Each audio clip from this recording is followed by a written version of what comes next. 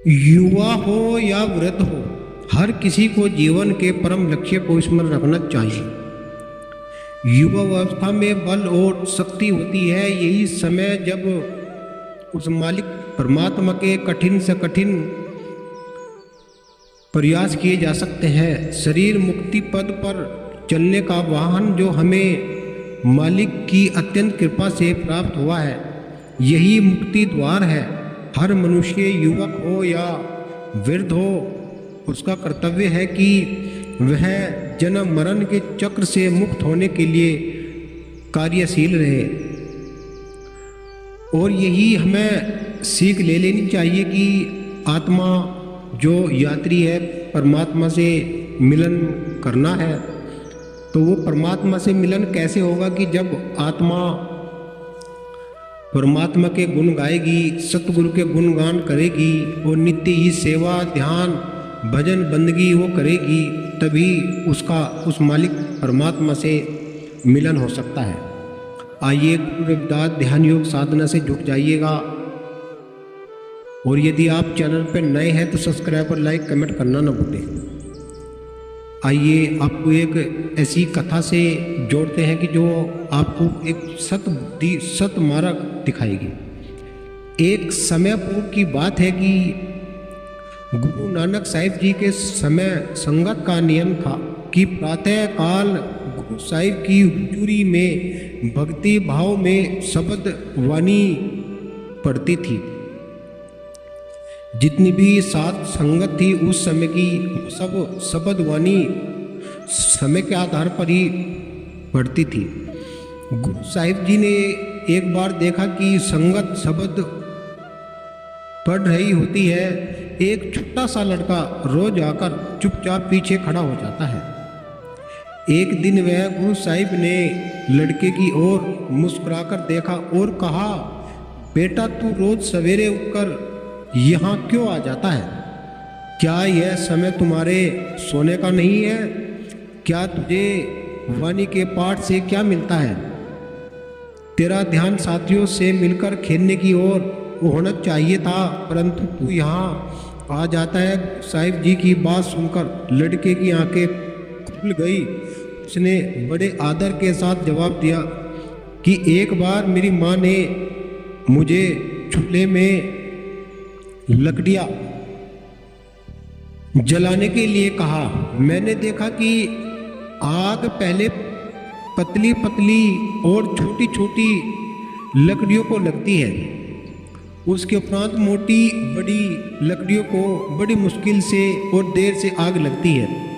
उस वक्त से मैं डरने लगा हूँ कि बड़ी उम्र वालों से पहले मुझे मौत ना आ जाए, कि बड़ी उम्र वालों से पहले मुझे मौत ना आ जाए, आग न लग जाए। इसीलिए मैं सदा आपकी संगत में रहता हूँ और रहना चाहता हूँ। गुरु साहिब जी ने उसकी समझदारी देखकर अति प्रसन्न हुए। कहने लगे, भाई तू इस उम्र में बच्चा है पर अकल में बूढ़ा है। उस दिन से ही बच्चे का नाम भाई बूढ़ा पड़ गया। भाई बूढ़ा जी ने नाम सुनकर जीवन सफल किया। उनकी कुछ पंक्तियाँ गौर फरमा लेना कि सबके जीवन में निश्चय ही यह वक्त आता है, सब दुनिया को अलविदा कहना पड़ता है, मगर श्रद्धा, विश्वास, प्रेम तथा भक्ति जान ले हरगिज मर नहीं सकती। विश्वास से तू सतगुरु का दामन थाम ले, होंगे अंत सहाई वे ही निश्चय यह तू जान ले। लोक भी और परलोक भी जाएंगे सवर, याद में मालिक की कर जीवन बसर। कि जब तू याद में मालिक की अपने जीवन को बसर करना सीख जाएगा।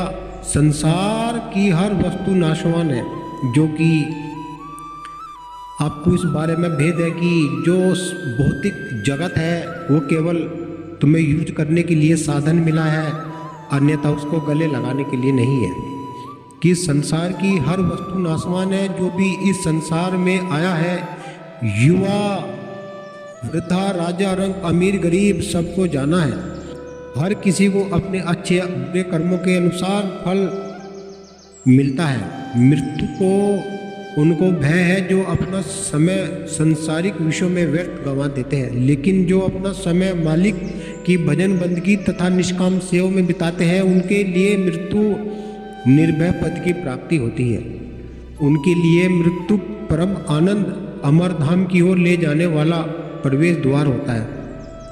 कहा भी है कि आपकी यात्रा का सामान बांध ले है पसार, न जाने कब जाना पड़े यही नहीं कुछ भी खबर।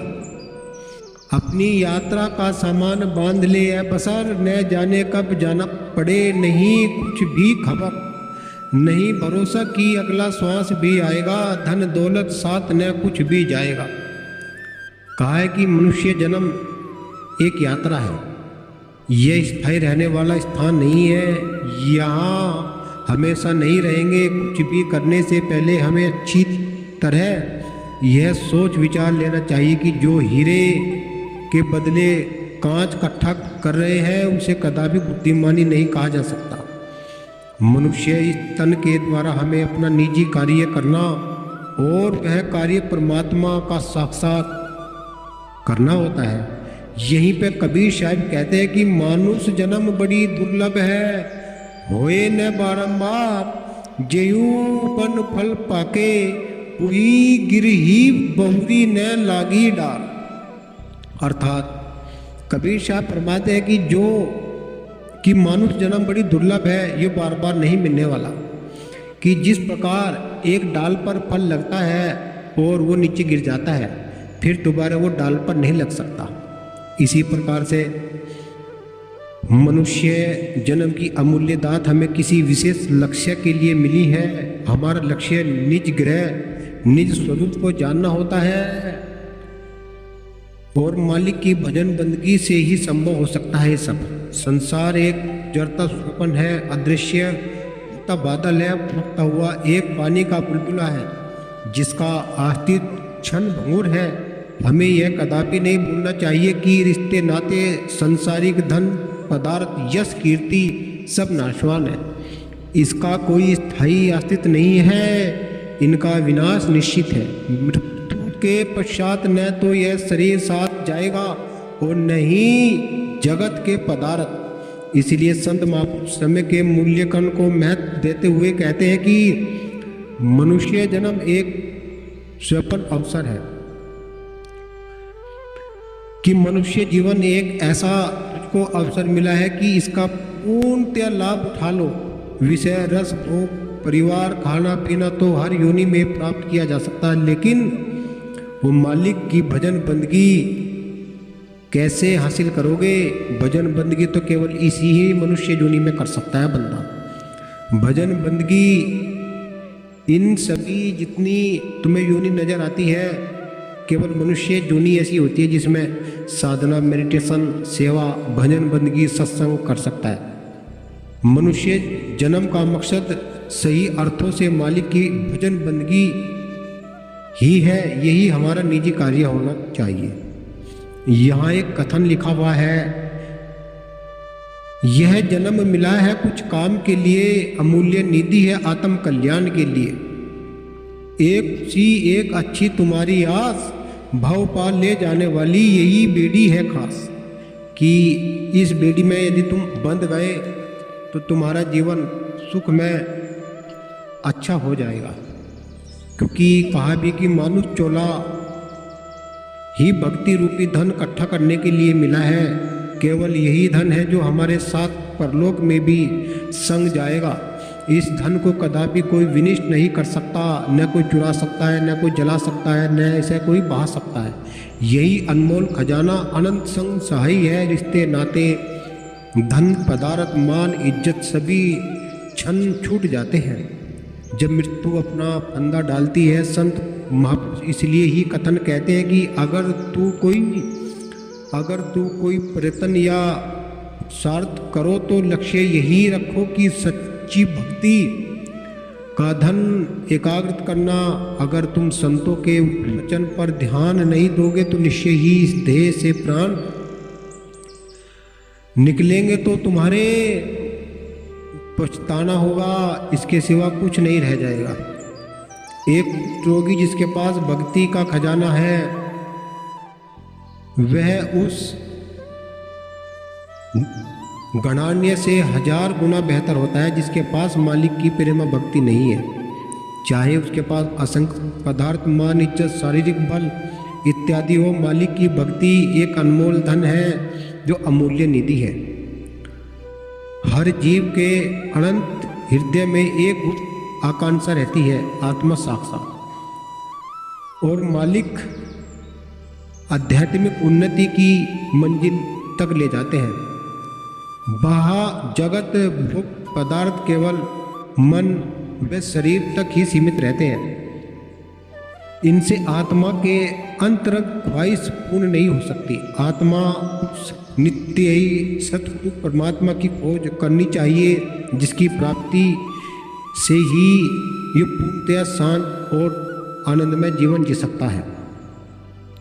यह शरीर निश्चय ही हाड़, मांस और हड्डियों, रक्त का बना है, जैसे कि हमें विज्ञान में भी ज्ञात होता है, परंतु शरीर सूक्ष्म शरीर, क्योंकि इस शरीर के अंदर कई सारे और भी शरीर होते हैं।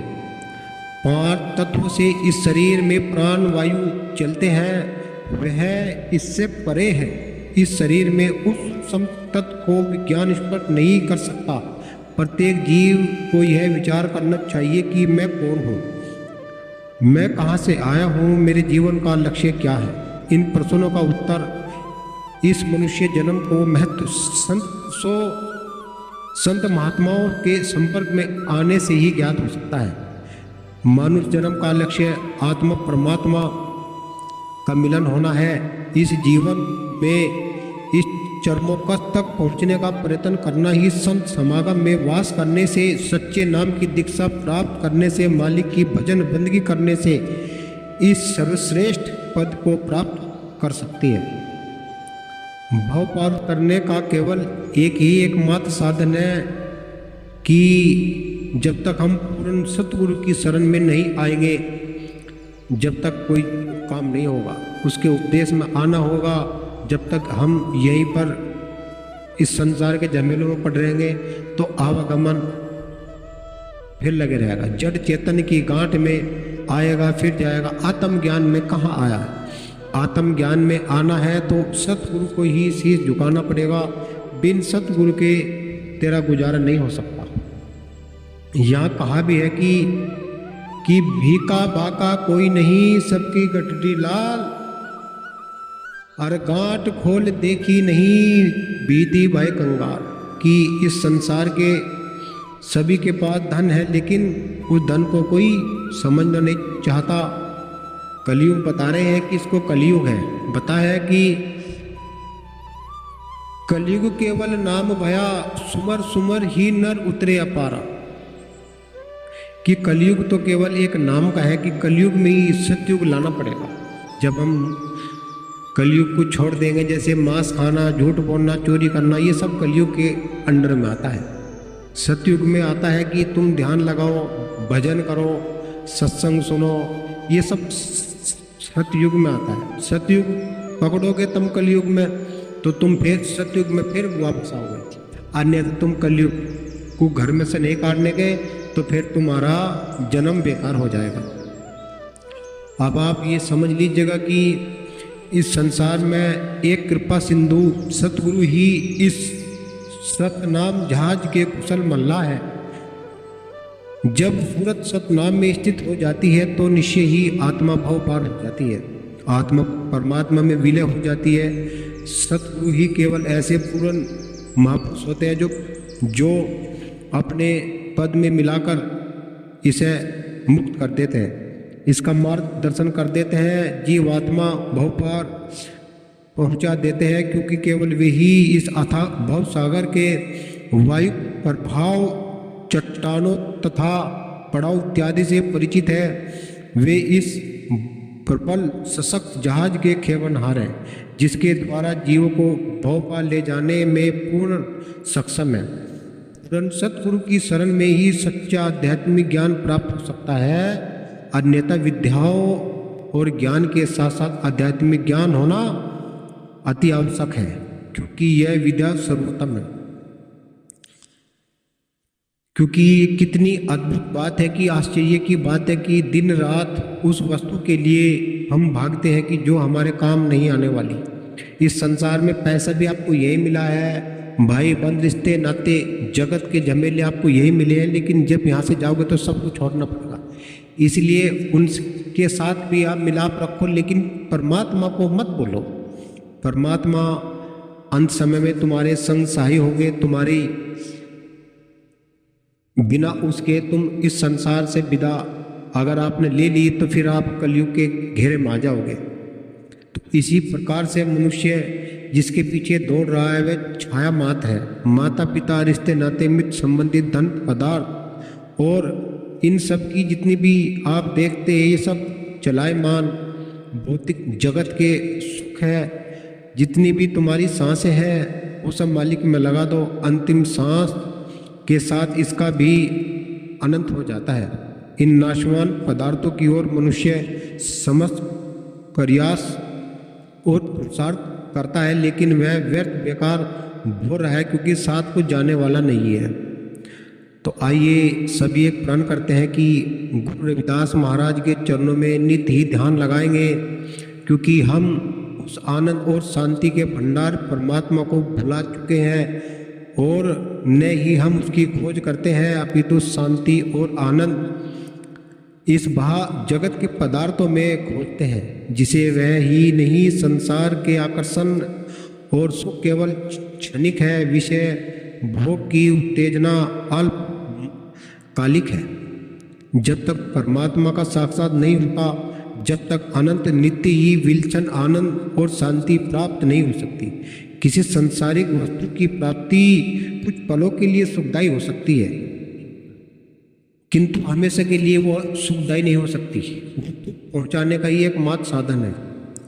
इसी चीज को समझने के लिए आपको क्या करना होगा? सर्वप्रथम, क्योंकि संसार के अंदर आए हैं तो धन की भी जरूरत पड़ती है और शरीर को कपड़े की भी आवश्यकता होती है, भूख प्यास भी इसको लगती है। ये चेतना कहाँ से आ रही है? वो मालिक दे रहा है। कहा भी है कि साईं उतना दीजिए या हमें कुटुंब समाए, ना मैं भूखा रहूं ना अतिथि भूखा जाए। केवल यदि आपके पास धन है तो धन को ऐसे खर्च करना चाहिए कि परमार्थ के रास्ते पर उसको खर्च करना चाहिए, तभी इस आत्मा की मुक्ति हो सकती है। गुरु रविदास ध्यान योग साधना चैनल को आप सब्सक्राइब और लाइक कमेंट जरूर कर लेना। बोलिए सतगुरु रविदास महाराज की जय। सतनाम।